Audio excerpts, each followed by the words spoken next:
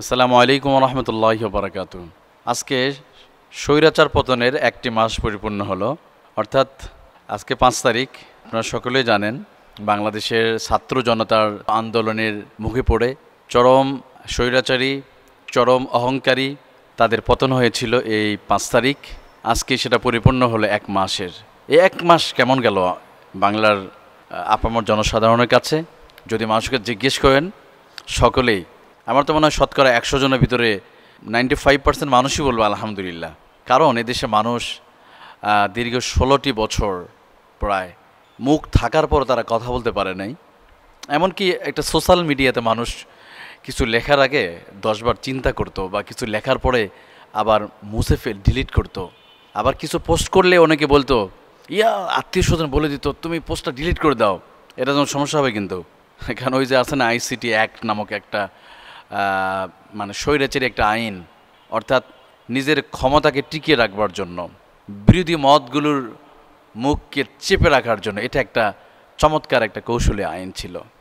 এগুলো দিয়ে বিরোধী মতের মতামত তাদের চেপে রাখা সম্ভব হয়েছে। কিন্তু আমি অবাক হয়েছে, এরকম আইন তৈরি করতে পারে নাই। এর বিপরীতে যখন নবী রাসূলের বিরুদ্ধে যদি কথা বলা হয়, অথবা ইসলামের বিরুদ্ধে, আলেম ওলামাদের বিরুদ্ধে, কোনো নাটক, মুভি, সিনেমাতে এরকমভাবে কোনো খারাপ অভিনয় করবে, তখন কিন্তু এগুলো নিয়ে কোনো প্রতিবাদ দেখা যায় না।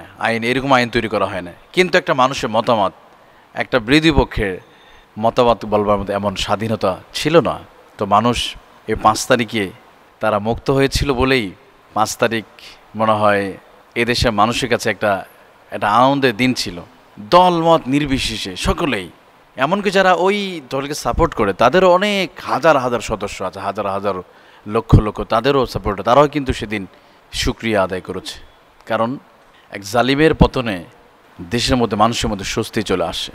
তবে এখান থেকে চরম একটা শিক্ষা আছে আমাদের। যদি শিক্ষা না নিতে পারি, ভবিষ্যতে আবারও এমন হতে পারে।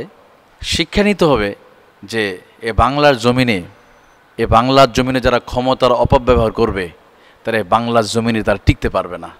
এদেশের মেহনতি মানুষ, খেটে খাওয়া মানুষ, এদেশের ছাত্র সমাজ তাদেরকে কখনো অ্যাকসেপ্ট করবে না, কখনোই করবে না। কারণ ছাত্র জনতাকে আপনি কখনো দমিয়ে রাখতে পারবেন না। অনেকে ভেবেছিল ছাত্ররা মনে হয় ফ্রি ফায়ার আর পাবজি গেমস নিয়ে মনে হয় খুব ব্যস্ত হয়ে আছে, তাই না? এরকম ধারণা তো আমাদের ছিল। কিন্তু এই ছাত্রদের কাছেই তাদের পতন হয়েছে। অনেকে আহামরি কোনো রাজনৈতিক দলের বড় বড় লিডার নেতৃত্ব দেয় নাই।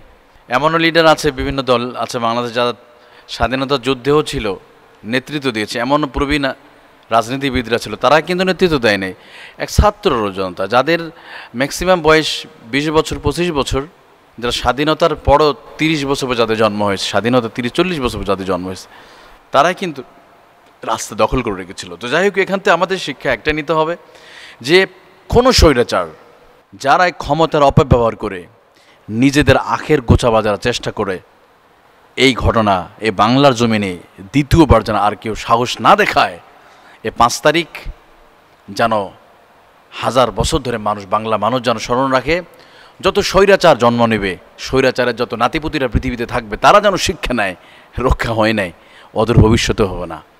কারণ পৃথিবীর সবচেয়ে বড় স্বৈরাচার ফেরাউনের পতনে সেও টিকতে পারে নাই।